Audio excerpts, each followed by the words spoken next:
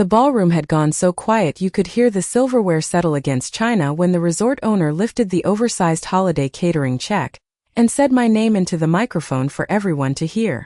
$85,000. The room that had laughed when Monica called my recipes old woman cooking was now on its feet applauding. I did not look at my daughter at first. I looked at the guests she had tried so hard to impress, the same people now asking for my cards, praising dishes she had mocked for years. Then the second blow landed. Mr. Calder, the resort owner, smiled and announced his legal team had completed a review of correspondence tied to the contract delay.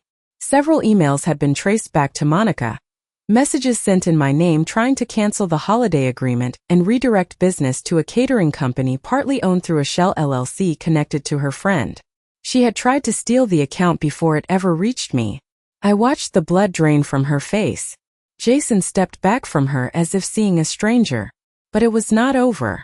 Mr. Calder added that because the interference had caused measurable business damages, his attorneys had already filed a civil action that morning. Monica's side business would be frozen pending litigation. The very room she hoped would crown her socially became the room where her fraud was exposed. A woman from the Chamber of Commerce quietly removed Monica from the holiday committee board before dessert was served. Two investors who had been discussing a boutique venture with her walked out without shaking her hand. She tried to speak, tried to call it a misunderstanding, but even her own voice sounded small. Then I reached into my handbag and placed one more envelope on the table. I told Monica that years ago I created a family trust funded by my catering profits and my late husband's estate, and as of that afternoon I had amended it. She was no longer successor trustee. Lily was. My granddaughter, who believed in me when others sneered, would inherit the company, the recipes, and the commercial kitchen I had just put under contract downtown. Monica stared as though she had been struck by a truth she never imagined possible. She had mocked old woman cooking, but those old recipes had built an empire she never knew existed.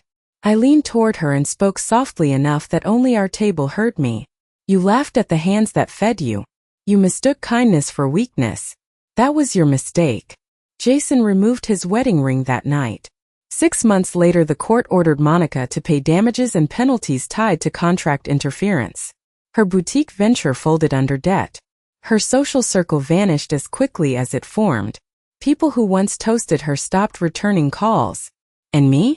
I signed a multi-year catering deal with the resort, opened Parker House kitchens before spring, hired 4 widows from my church, and booked holiday events 18 months out.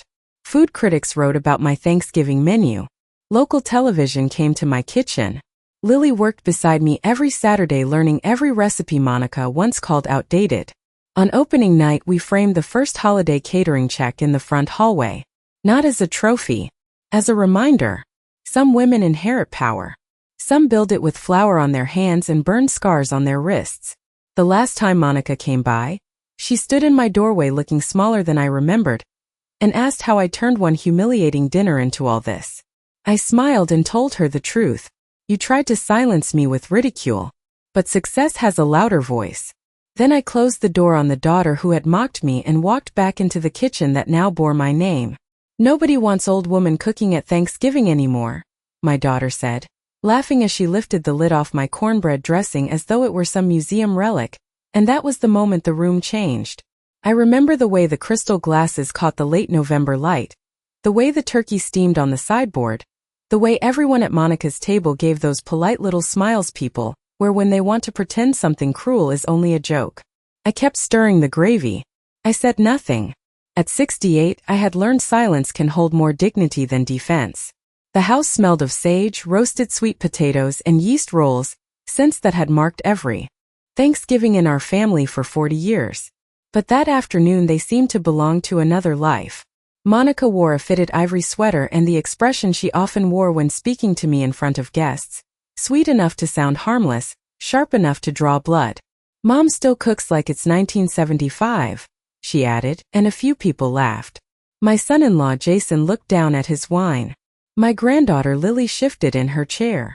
I placed the gravy boat on the table and smiled the same small smile I used when pain needed hiding. Monica had insisted this year she was hosting with a modern catered menu from some trendy chef in downtown Nashville. My recipes, she'd said last week, were too heavy, too old-fashioned, too grandmother. But I had still arrived at dawn to bake pies because old habits of love do not die easily. Then the doorbell rang. Monica frowned. Who could that be? She asked, already annoyed by anything outside her script. Jason opened the front door, and a delivery man in a navy jacket stepped in carrying a large cream envelope stamped with the logo of Calder Ridge Resort. Package for Mrs. Evelyn Parker, he said. My name, spoken clearly in a room where I had been reduced to old woman, landed heavier than Monica's mockery. I wiped my hands on a dish towel and took the envelope, feeling the thickness of paper inside. Monica gave a short laugh. Probably another church fundraiser. But something in her voice had tightened. I opened the envelope slowly. My hands were steady. Inside was a formal contract and a holiday catering advance check so large the numbers seemed unreal even to me. $85,000. For a moment no one spoke. Even the football game humming from the den seemed to fade. Lily leaned forward first. Grandma, is that real? I looked at the signature at the bottom, Mr. Calder's neat blue ink, and my chest rose with a calm I had not felt in years. Monica's face lost color. What is that? She asked, though she had heard every word. I lifted my eyes to hers. Apparently, I said, folding the contract with care, some people still want old woman cooking. No one laughed this time. The silence after that felt larger than the house. But what Monica did not know, what none of them knew, was that this check was only the beginning of what was about to be revealed. After dessert, nobody touched the pecan pie. It sat on the sideboard beside the untouched cranberry relish I had made that morning, the sugared orange peel catching light from the chandelier. Conversation returned in broken starts, but it was different now, careful and strained, as if everyone understood something had shifted and did not yet know in whose favor. Monica kept smiling for the guests, but I could see her mind working behind her eyes. She asked twice where I had met Mr. Calder, each time pretending casual curiosity, and each time I answered only that some blessings arrive quietly. I did not mention that Calder Ridge had been buying my holiday trays through the church fundraiser for 3 seasons under another name. Some truths ripen before they should be served. When people began drifting into the den for coffee, Lily followed me into the kitchen while I wrapped leftovers in foil. She lowered her voice. Did Mom know about the contract? She asked. Her question hung there beside the refrigerator hum. I paused with the dish towel in my hands. Why would you ask me that? She hesitated, then reached into her cardigan pocket and pulled out her phone. Because last month I heard her arguing in the study. She said if that old catering deal comes back, she will ruin it before Grandma finds out. My fingers tightened around the towel. There are moments in life when suspicion becomes shape. This was one. I did not answer right away. I opened the refrigerator, placed the dressing inside, closed the door. Small movements to steady larger thoughts. You should not carry adult worries, sweetheart, I told her. But she shook her head. She has been hiding something. Her eyes looked so much like mine did at 17 that it unsettled me. I touched her cheek and changed the subject, yet her words stayed. Much later, after guests left and Monica stood at the sink loading dishes harder than necessary, she spoke without looking at me. Funny how lucky timing works. Her tone was light, but only on the surface. Luck had very little to do with it, I said. She turned then. You are really planning to take that contract? Not congratulations. Not pride. Calculation. I signed my acceptance 2 weeks ago, I told her. Her face stiffened. Without telling family? I almost laughed. Family. The word sounded fragile in her mouth. There was nothing to announce until today.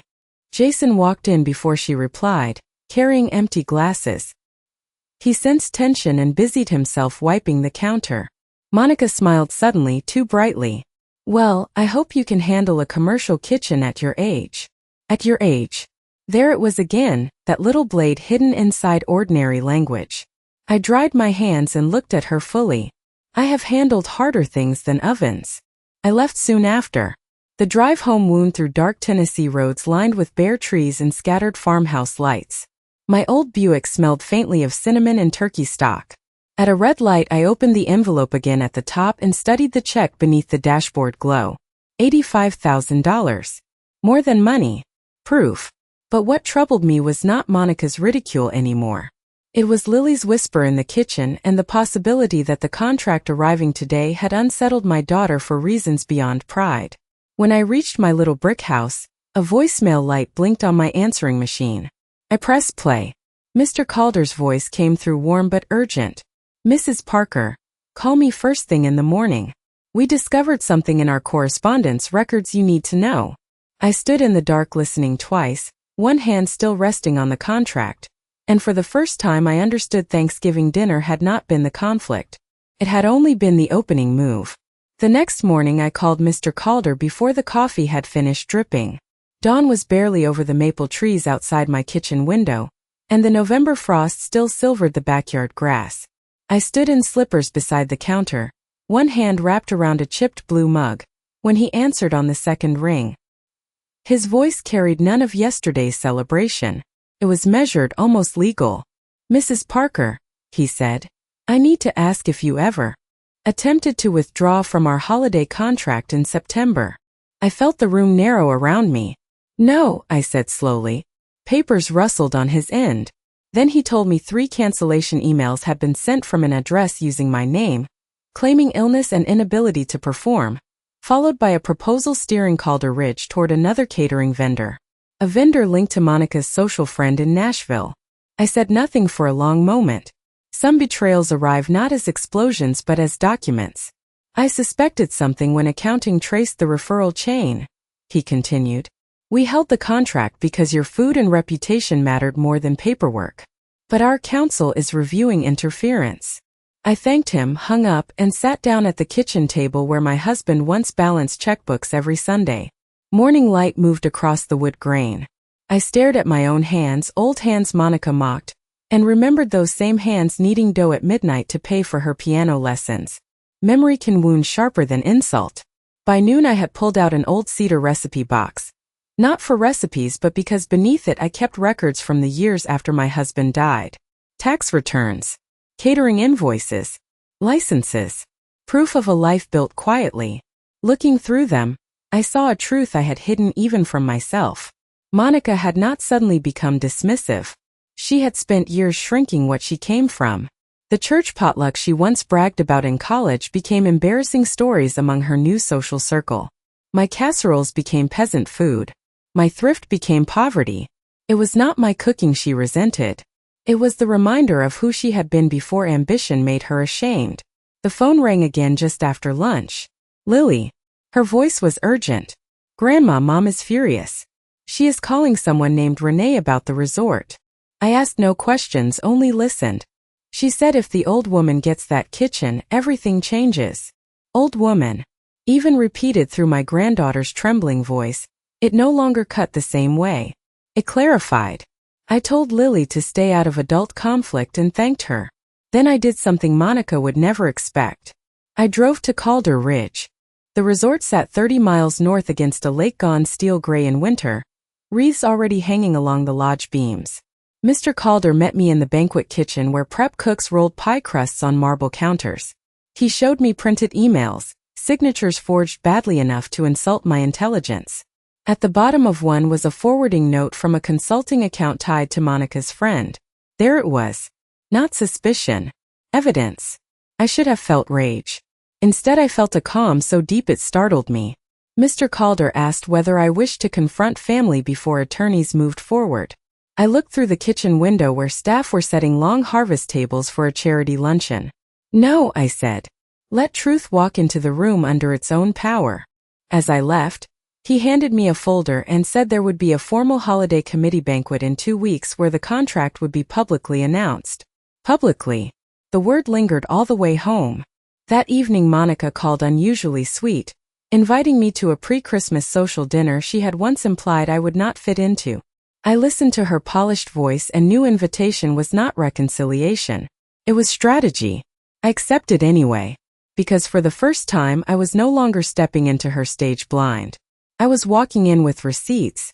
December arrived with a hard blue cold that made the windows in my kitchen rattle at dawn. I spent the week before Monica's social dinner moving through ordinary rituals with unusual clarity, as if every small act had become preparation. I baked molasses cookies for the church bazaar. I met Lily for cocoa after school, where she spoke in fragments about tension in her parents' house and stopped herself whenever loyalty tugged at guilt. I did not press. Young hearts should not be made witnesses too early. But on Thursday afternoon she brought me a folded printout she had quietly taken from the family printer by mistake, thinking it was school forms. It was a proposal draft from Monica to investors for a boutique event venture, and in one paragraph she described plans to leverage regional legacy recipes acquired through family connections. Acquired. I read that word. Twice. She had not only tried to divert my resort contract, she intended to package my life's work as branding for her ambitions. I placed the paper back in its fold and felt something old inside me settle into steel. That evening I opened the cedar chest in my bedroom and took out a worn leather binder my husband helped me assemble decades ago, when my little catering business first became legitimate. Inside were original recipe copyrights, county permits, handwritten menus from weddings I fed for $50 a head in 1992, and the incorporation papers for Parker House Catering, still active though dormant. I had almost forgotten its legal life endured. Almost. The discovery changed something practical in me. The next morning I drove to my attorney, a white-haired man named Howard Finch who had drafted our estate years ago. He read the forged correspondence Mr. Calder provided, reviewed Monica's proposal language, and leaned back in silence. "Evelyn," he said at last, "your daughter has stepped very close to tortious interference and intellectual appropriation." The words sounded clinical, but their weight was unmistakable. He suggested immediate protections. By noon we amended my trust, transferring future business rights and recipe licensing into a protected entity, naming Lily successor beneficiary. Not Monica. Lily. When I signed the papers my hand did not tremble. It surprised me how peaceful justice can feel when done quietly. 2 nights later I drove to Monica's Christmas social in a borrowed emerald dress from my church friend Darlene. Monica opened the door looking polished and radiant, too radiant the way people glow when performing certainty. Her house shimmered with white lights and silver ornaments. Catered hors d'oeuvres moved on trays through rooms full of donors, real estate couples, and committee wives who once made me feel decorative at best. Monica introduced me loudly as my mother with the famous rustic recipes, a phrase meant to soften what she once mocked. I noticed how easily revision wears perfume. Then I saw it on the dining room easel. Her investor presentation board. At the center in gold script, Heritage Suppers. By Monica Reed. Beneath it, descriptions lifted nearly word for word from my old catering brochures. My chest went still. She was using them already. She approached with champagne and whispered, "See, Mother, I always knew your recipes had value." I looked at her and for the first time heard not cruelty but panic dressed as charm. Before I could answer, Mr. Calder himself entered the room unexpectedly with 2 committee members. Monica froze so slightly most would have missed it. But I did not. He crossed to me, kissed my cheek and said loud enough for nearby guests, "Mrs. Parker, we must finalize your banquet presentation. Our attorneys also have updates on the interference matter." I watched Monica's smile hold for one impossible second before cracking at the edges. Across the room Lily met my eyes. Neither of us spoke. We did not need to. Because standing under Monica's borrowed chandelier, I knew the public unraveling had already begun. After Mr. Calder's words settled over the room, conversation resumed in fractured little currents, but the warmth had gone out of Monica's party. I could feel people pretending not to notice while noticing everything. Monica moved faster now, smiling too much, touching elbows, refilling glasses nobody had emptied. Performance always grows frantic when control starts slipping. She pulled me aside near the butler's pantry where silver trays of crab puffs cooled under linen napkins. "What exactly did he mean by attorneys?" she whispered. Gone was the polished daughter playing hostess. In her place stood a woman measuring threat. I adjusted my gloves and said only, "Perhaps you should ask yourself that." Her jaw tightened. "You are making this bigger than it is." I almost answered, but decades have taught me the most unsettling response to manipulation is restraint. I simply walked back toward the parlor. Later, as guests drifted into smaller conversations, one of the women from the Civic Holiday Board approached me. She had attended a fundraiser I catered years ago. "Evelyn," she said, lowering her voice, We have heard concerns about Monica using family materials in investor pitches. Heard concerns. Such genteel language for scandal. She touched my arm and added, "There are people watching." That sentence stayed with me, because until then I believed this was a private wound. Now I understood Monica's ambition had left tracks beyond family. Near 10 o'clock Mr. Calder asked if I would step into the study. Monica followed before she could be excluded. There, under shelves of decorative law books she likely never opened, he placed a slim folder on the desk. His counsel had traced not only forged cancellation emails, but a consulting invoice showing Monica had been paid a referral fee contingent upon moving my resort contract elsewhere. She stared at the papers as if looking at a language she did not speak. "This is ridiculous," she said. I was networking. Mr. Calder's expression did not change. Our attorneys do not call fraud networking. Even now I did not feel triumph. Only an old sadness hardening into consequence. Monica turned to me suddenly. "Mother, tell him this can be handled privately." Mother. Not Mom. Not the airy little titles she used for guests. Mother like a plea wrapped in entitlement. I looked at her and remembered her at age 9 standing on a milk crate beside me cutting biscuit dough with a jelly jar. I had spent years protecting that child from every harsh thing I could. But protection and permission are not the same. Some matters become public by the choices that made them, I said. Jason, who had entered unnoticed, leaned against the doorway pale and silent. For once he did not defend her. We left shortly after. Snow flurries had begun outside, fine as ash in the porch lights. Lily hugged me before I stepped into my coat and slipped something into my hand. In the car I opened it at a stoplight.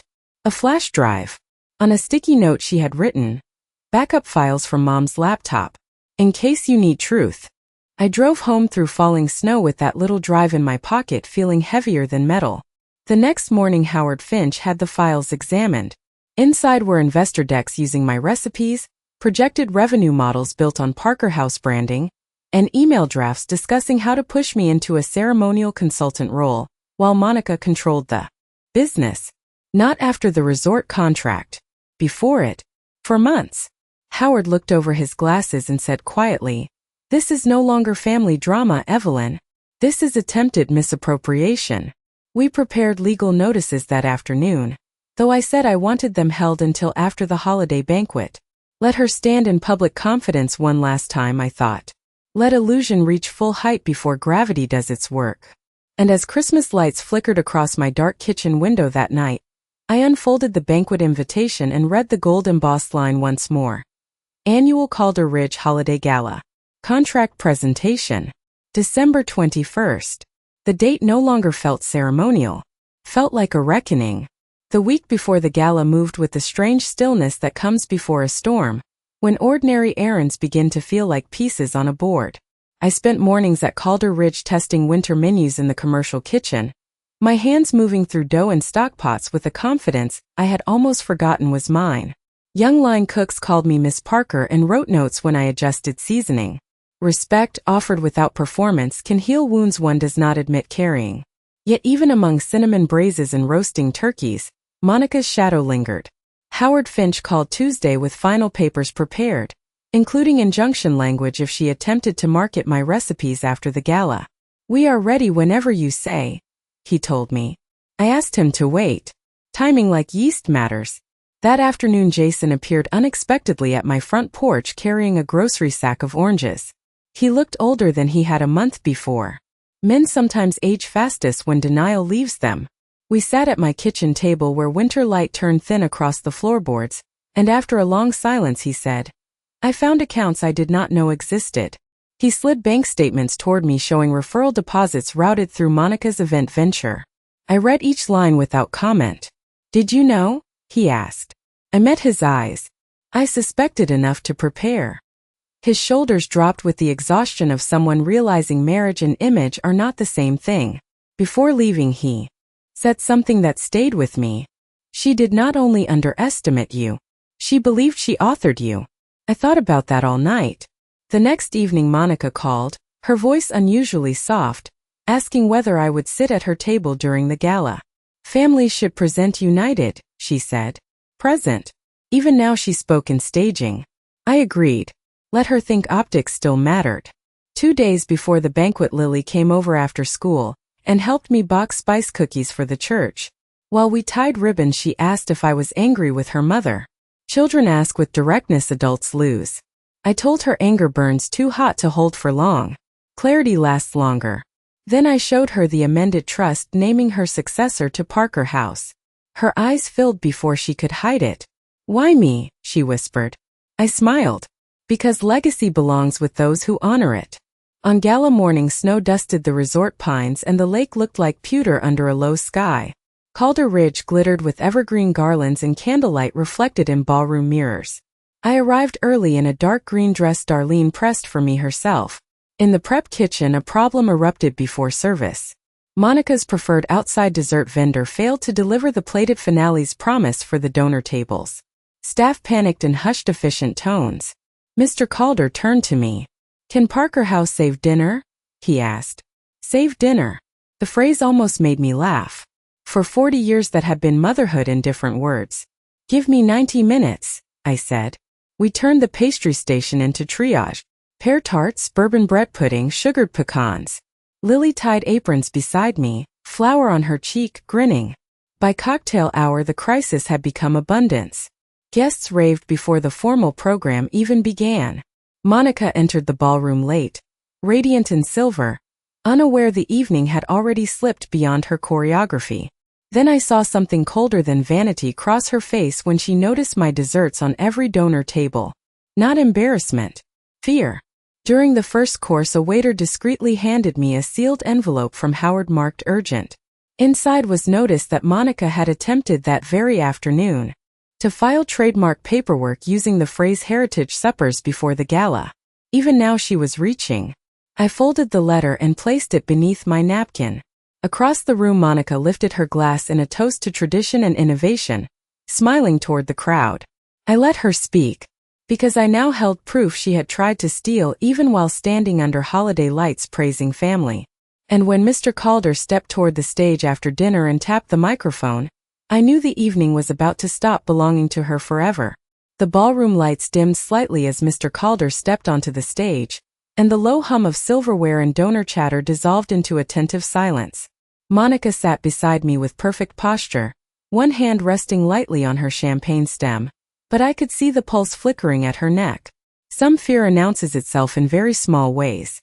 Mr. Calder began not with contracts or praise, but with a story about heritage, about food carrying memory through generations.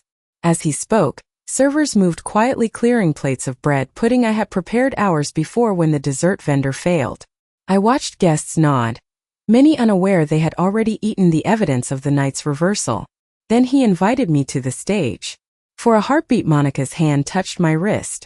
Mother, she whispered, the word nearly breaking, do not embarrass this family.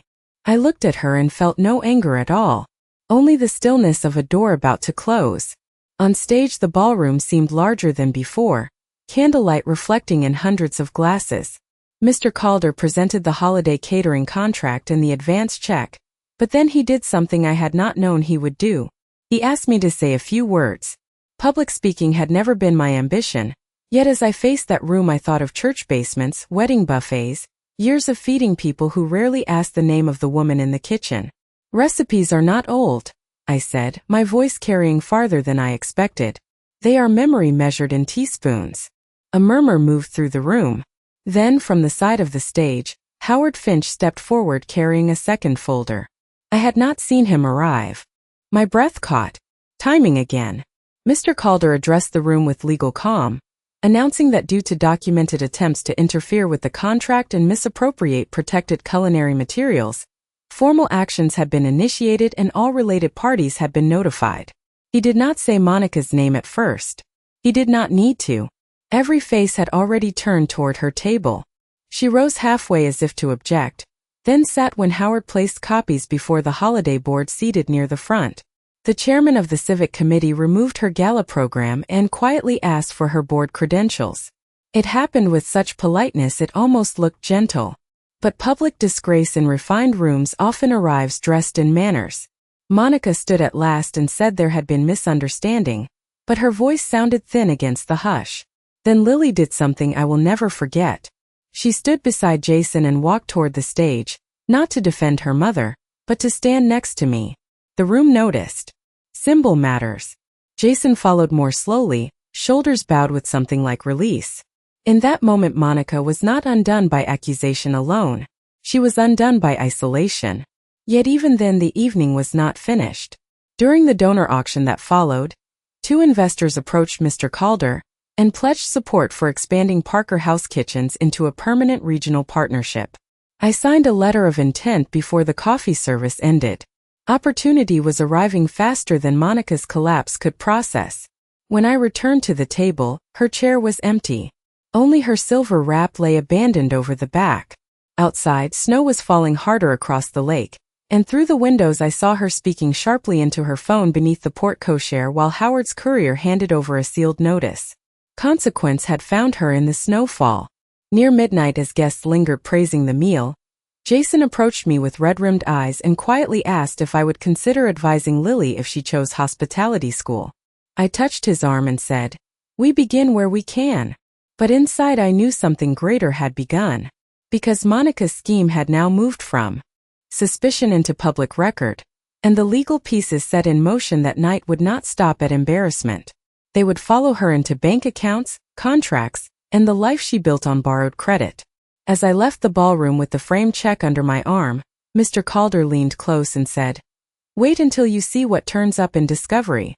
And with those words I understood the reckoning was still climbing. The days after the gala did not explode the way dramas do in movies. They tightened. Quietly. Methodically. And in some ways that was more devastating. 3 mornings later I was in the Parker House test kitchen reducing cranberry glaze when Howard Finch arrived with a legal courier envelope thick enough to bend. He spread documents across the stainless prep table, while cinnamon rolls proofed nearby. Discovery had begun.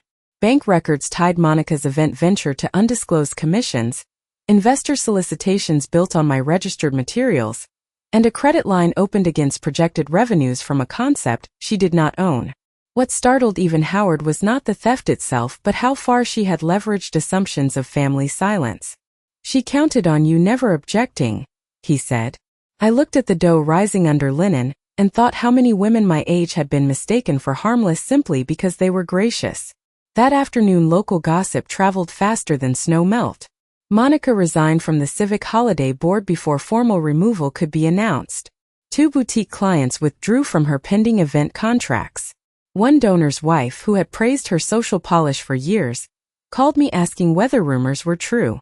I answered only, "Records speak well enough." I was learning there is power in refusing spectacle. Jason moved into a furnished apartment near his office that week. He did not dramatize it. He simply came by one evening with Lily and asked if they could stay for pot roast. The 3 of us ate at my old oak table where Monica once mocked my casseroles. Strange how ordinary suppers become sacred after upheaval. Midway through dessert, Jason told me forensic review uncovered Monica had used his business guarantee without disclosure to support the event venture. Financial betrayal has a way of making pride irrelevant. "I did not lose only trust," he said quietly. "I nearly lost the house." Lily reached for his hand. No one spoke for a while. The clock ticked. The gravy boat I had used on Thanksgiving sat drying on the rack. Life in consequence sharing one kitchen. Then came the article. Sunday's local lifestyle paper ran a feature titled "Heritage Cooking Makes a Modern Return," with a photograph of me at the resort ovens and a quote from Mr. Calder calling Parker House the future of Southern holiday hospitality. Monica was not named. Yet everyone understood what absence meant. Orders flooded in by Tuesday. Corporate luncheons. Winter weddings. A hotel group in Knoxville requesting consultations. The business I once ran from church basements was becoming something larger than even my late husband imagined. And Monica? Her answer came in a voicemail left at 2 in the morning. I listened to it over coffee. Her voice swung between indignation and panic. She said I had humiliated her publicly, destroyed her reputation, turned Lily against her. Not once did she apologize for forged emails, stolen concepts, or the years of contempt. Some people confess only to consequences. I saved the message and sent it to Howard. 2 days later, emergency motions froze disputed assets linked to her venture pending civil proceedings. That was when reality finally reached her. She arrived at my door just before Christmas Eve, coat unbuttoned, mascara smudged by weather or tears I could not tell. She stood on the porch where as a child she once left muddy boots after sledding. "Please make this stop," she said. I studied the daughter I had raised and barely recognized the hunger in her eyes. "I did not start what is happening," I told her. "I only stopped pretending not to see it." She looked past me into the warm kitchen where Lily was frosting sugar cookies, and for one suspended second I thought remorse might enter. Instead she asked whether I would reverse the trust amendment. Even there, legacy to her was still an asset line. I closed the door gently after she left. Not in cruelty. In finality. Christmas morning Howard called once more. Discovery had uncovered attempted trademark filings and tax irregularities beyond our case. Regulatory inquiries would follow. He said, almost with wonder, "Evelyn, this may go far beyond damages." I looked at the framed holiday catering check hanging by the pantry and realized the reckoning Mr. Calder hinted at was widening beyond family and lawsuits. It was moving into something Monica could not charm her way around. And for the first time I sensed the true payoff was not revenge at all. It was watching truth keep unfolding without my needing to force a single piece. January arrived with brittle sunlight and legal letters. While most people were taking down wreaths and returning unwanted gifts, I was reviewing affidavits at my kitchen table beside a bowl of oranges Jason kept replenishing as if nourishment itself could steady a family. Regulatory inquiries Howard warned about had begun. Monica's attempted trademark filing triggered scrutiny that uncovered unpaid reporting tied to her event venture, and 2 investors who once courted her were now cooperating to distance themselves. None of it was dramatic in the theatrical sense. It was colder than drama. It was paperwork becoming consequence. Yet life in my kitchen moved forward with a rhythm almost tender. Lily spent weekends apprenticing beside me, learning to laminate pie dough and calculate catering yields for 200 guests. She laughed when flour dusted my glasses. Sometimes healing arrives disguised as instruction. One afternoon she asked if I regretted not confronting her mother years ago when the smaller insults began. I thought of all the little dismissals I had excused as generational impatience. "Regret is useful only if it sharpens wisdom," I told her. "Not if it keeps you kneeling before old wounds." She nodded like someone storing the sentence for a future I would not see. Then Howard called with news even he sounded surprised by. During discovery, correspondence emerged showing Monica had pitched my recipes and Parker House branding to a regional grocery chain months before the resort contract, offering licensing rights she never possessed. The chain, now alerted, had suspended all dealings and provided statements favorable to my claim. "Evelyn," Howard said, "this shifts damages substantially." Numbers he mentioned made me sit down. The woman who mocked my old recipes had risked her entire financial life trying to monetize them. That irony did not escape me. Meanwhile, Parker House expanded so quickly I leased a modest brick storefront near the town square. Once a florist, now painted cream with green shutters. The sign went up in February, "Parker House Kitchens." When I held the brass key, I thought of every aluminum church pan I ever scrubbed alone at midnight. Success feels very different when it arrives after one has stopped begging for recognition. On opening day, a line formed before we unlocked the door. Local press came. Mr. Calder sent orchids. Even the mayor dropped by for chicken pot pie. In the middle of that bustle, Jason pulled me aside with a folded newspaper. Monica's event venture had entered dissolution proceedings. Her flagship client sued over misrepresentation.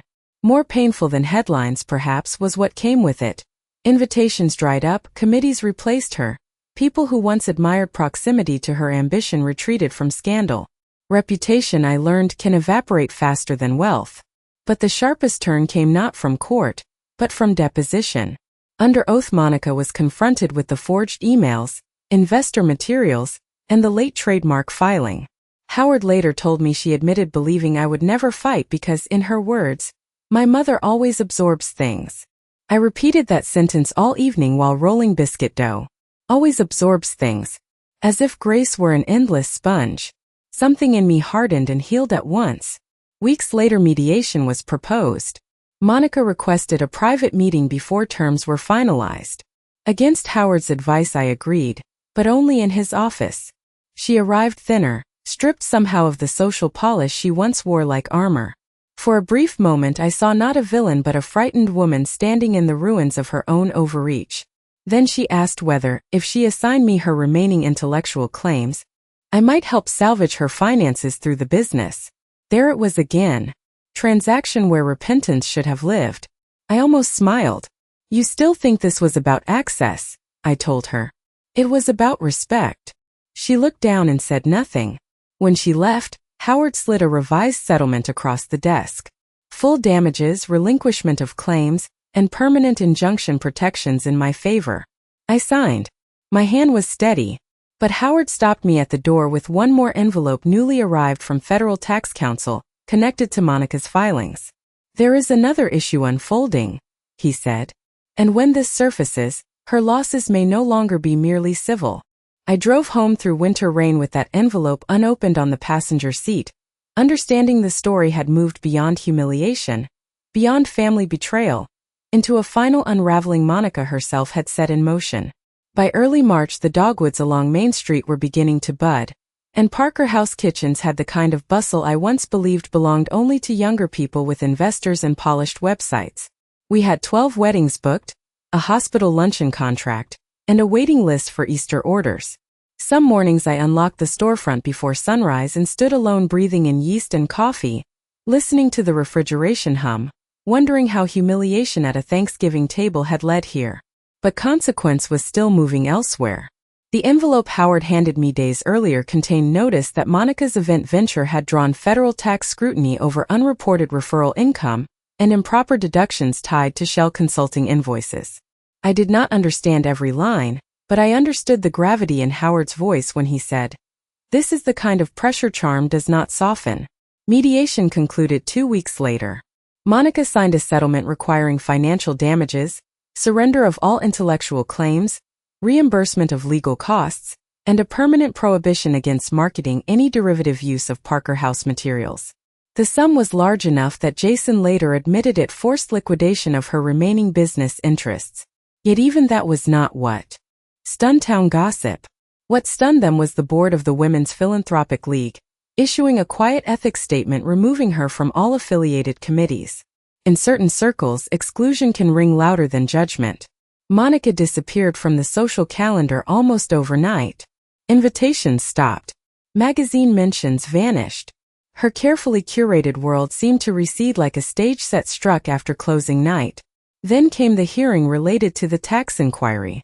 I was not required to attend, but Howard suggested I sit in. Federal buildings have a way of reducing vanity. Their hallways smell of paper and old air, and everyone speaks lower. Monica sat at counsel table in a navy suit that looked expensive and exhausted. She did not meet my eyes at first. Proceedings were procedural, restrained, yet each disclosed irregularity sounded like another stitch pulling loose. Improper filings, concealed referral revenue, misrepresentations tied to investor projections. No one shouted. No one needed to. The dignity of facts can be merciless. When the hearing recessed, Monica finally looked toward me. Not with anger, with bewilderment, as though she still could not reconcile the mother she underestimated with the woman sitting quietly while systems she once manipulated turned against her. Outside the courthouse she approached before attorneys could intervene. "Was all of this worth destroying your own daughter?" she asked. I heard in the question the olden version, wrongdoing recast as injury done to the wrongdoer. I answered more softly than she deserved. "You mistook boundaries for destruction." She stared, then whispered, "I thought you would always make room for me." There was almost grief in it. Almost. But when Howard later showed me documents proving she had, even after settlement talks began, attempted to shop a rebranded concept through another intermediary, whatever softness stirred in me settled back into clarity. Some people do not stop reaching until every door closes. Spring opened Parker House's second act. Mr. Calder proposed a regional line of packaged holiday mixes under my name. Lily, accepted into a hospitality program in Nashville, asked if she could defer a semester to help launch it. I amended the trust again. increasing her share and establishing a scholarship fund for widowed women retraining in culinary work. Legacy was becoming architecture. Then one Friday afternoon Jason arrived at the shop carrying certified mail forwarded from Monica's counsel. Final disposition from the tax matter included penalties and supervised repayment terms. No prison melodrama, no sensational ending, only something perhaps harsher for a woman built on appearances. Years of financial oversight, public record, and diminished credibility in every professional room she hoped to re-enter. I read the notice standing beside cooling peach pies and felt not triumph but completion. Yet that evening Lily found an old family photograph tucked in a recipe binder. Monica, age 12, flower on her nose, laughing beside me over biscuit dough. We stood looking at it in silence. "Do you miss who she was?" Lily asked. I thought before answering. "I miss who I believed she was." Then the bell over the shop door rang and Mr. Calder walked in carrying champagne. He raised a glass and said the regional partnership papers had cleared. Parker House would expand beyond Tennessee. The room erupted. But as we toasted, Howard called from outside, asking me to step out. His voice held rare excitement. "Evelyn," he said, "there is one more surprise tied to the settlement trust transfer. Something Monica never realized she triggered in your favor." And standing beneath the spring evening awning, I understood even after all this, the final turn had not yet been revealed. Howard stepped under the awning beside me while spring rain tapped the sidewalk and handed me a packet I had never expected to exist. During settlement review, forensic accountants tracing Monica's unauthorized licensing proposals uncovered that one grocery chain, believing her representations, had placed an escrow reserve tied to projected regional rollout rights. Because her claims failed and my underlying ownership was affirmed, those escrow rights reverted not into dispute but into Parker House. It was not merely a legal victory. It was seed capital, enough to fund expansion. Without debt. I stood there in the damp evening air holding papers that represented more security than I had known since my husband died. "Your daughter tried to leverage your legacy," Howard said, almost smiling. "In doing so, she accidentally enlarged it. Some ironies feel almost biblical. We signed transfer documents within the week. By May, Parker House announced a second location near Nashville tied to the regional mixed partnership, and the scholarship fund for widowed culinary apprentices launched with its first 2 recipients. Reporters began calling me a late-life entrepreneur, a phrase that made me laugh every time.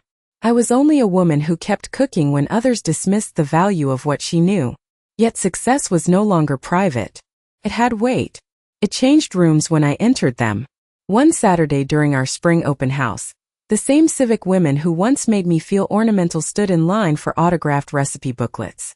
Respect, I learned, often arrives after people realize you can no longer be diminished. Then Monica came to the shop. Not dramatically. Quietly. Just after lunch service when the pie case was half empty and Lily was balancing invoices. She wore no social armor now. Only a plain tan coat and a fatigue that looked older than her years. Customers recognized her and pretended not to. She asked if we could speak in the back office. I closed the door behind us and waited. For a moment she only looked at the shelves of spice jars and framed family photographs, including one of Lily in an apron under the Parker House sign. "You really built all this," she said at last, as if still surprised reality had outrun her assumptions. Then she handed me a folder. Deeds, assignments, remaining claims she was relinquishing beyond settlement requirements, including any future interest in family intellectual property. "My lawyer said this protects Lily too," she said. I read the signatures then looked up. "Why now?" Her answer came slower than I expected. "Because I kept thinking I was fighting for status, and I was only destroying home." It was the nearest thing to accountability I had heard from her. I did not embrace her. This was not that kind of healing. But neither did I wound her. I told her restitution begins when performance ends.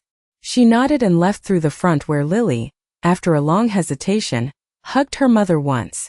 Some griefs do not resolve. They soften at the edges. Weeks later final court approval entered, damages funded, injunction permanent, oversight terms fixed. Monica's professional reputation never recovered. Her venture was gone. Her finances constrained for years. The cost of ambition built on contempt had become plain. Yet my story refused to end in her losses. In June we held the ribbon cutting for Nashville. Mr. Calder gave a toast. Jason cried openly, unembarrassed. Lily announced she would combine hospitality school with managing scholarship outreach. Then, before the crowd, I did something I had planned in secret. I unveiled a trust amendment naming Lily controlling successor of Parker House, and upon my death, converting a percentage of profits into the Evelyn Parker Culinary Fund for older women starting over after widowhood or abandonment.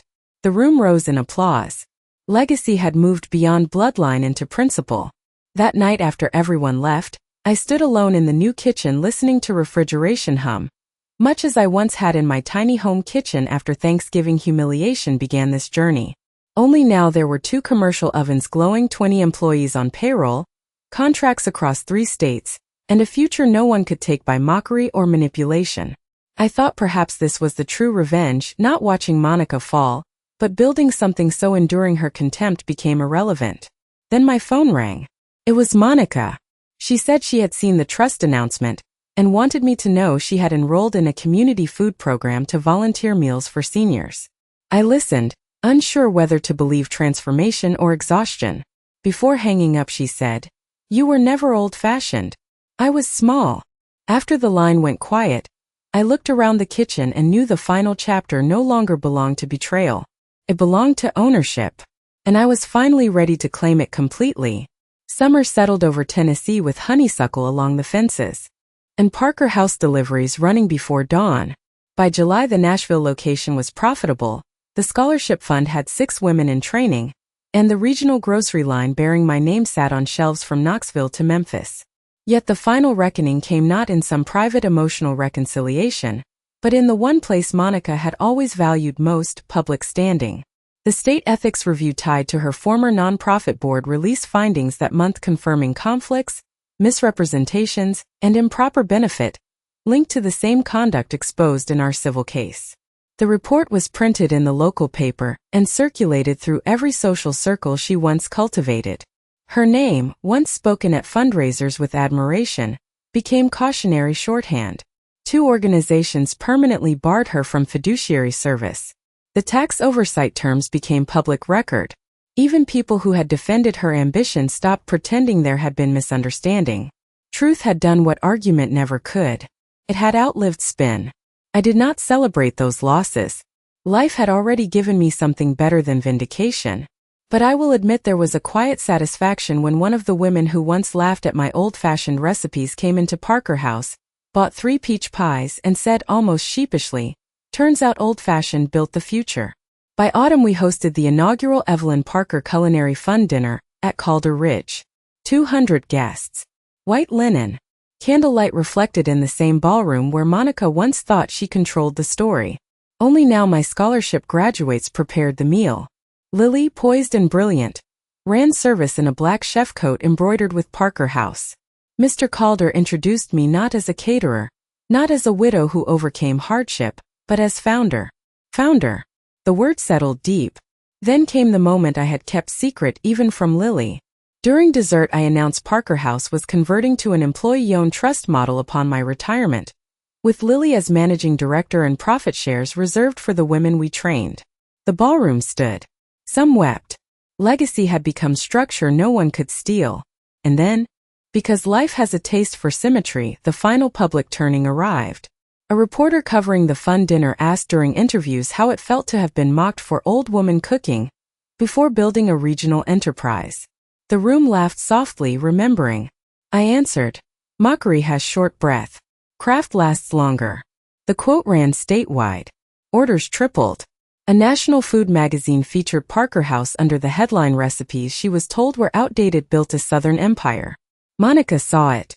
I know because 3 days later she came to the original storefront during closing hour carrying a cashier's check representing the last damages installment, paid in full ahead of schedule. She placed it on the counter and said, "I wanted you to receive the final payment from my hand." There was humility in her voice now, not performance. She told me she had been volunteering weekly serving meals to seniors and had taken bookkeeping work far from the circles where she once performed importance. "I lost almost everything I worshipped," she said. "And I deserved to." I studied her a long while. The daughter who mocked me, who forged, schemed, and gambled against my silence, stood before me stripped of every illusion except honesty. I took the check and handed her a sealed envelope. She frowned and opened it. Inside was a paid tuition receipt in her name for a non-profit culinary certification program, funded through the Scholarship Trust. She looked up in disbelief. "Why would you do this after everything?" she whispered. I told her the truth I had learned too late in life to keep hidden. Justice is not the opposite of mercy. It is what makes mercy possible. She cried then, quietly, and for the first time I believed remorse had finally reached where consequence alone could not. But make no mistake, she did pay. Financially through damages and penalties. Socially through public disgrace and lost status. Legally through permanent restrictions and oversight. The price was real. The stripping complete. Yet the final victory was not her punishment. It was that none of it could touch what I built. Months later at Thanksgiving, our family gathered in my new lake house. Purchased outright from Parker House profits. Jason carved the turkey. Lily ran the kitchen. Monica set the table without spectacle, placing my cornbread dressing at the center.